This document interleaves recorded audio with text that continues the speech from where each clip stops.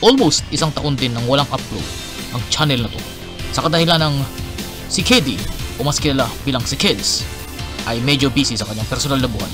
Sa sobrang pagka-busy niya, mukhang nakalimutan na yatang mag-upload.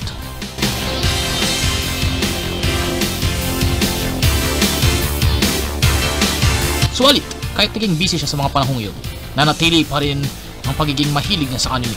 At sa buong isang taon na yun, hindi lang anime ang kanyang mga pinanood. Napakaraming Japanese TV show and program pang iba pa niya pinagkaabalahang panoorin. At kasabay din nun, siya ay nag-aral ng Nihongo.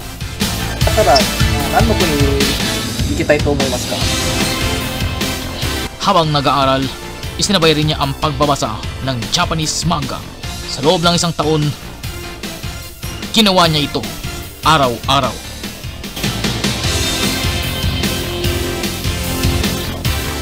Kung si Uzumaki Naruto ay gustong maging Hokage at si Monkey D. Luffy ay gustong maging hari ng mga pirata, pues si Kids ay gusto ring maging #1 anime YouTuber sa Pilipinas. At ngayon, sama-sama natin siyang subaybayan kung kaya nga ba niyang makamit ang pangarap na yun.俺は Kids フィリピンの一番のアニメ YouTuber である。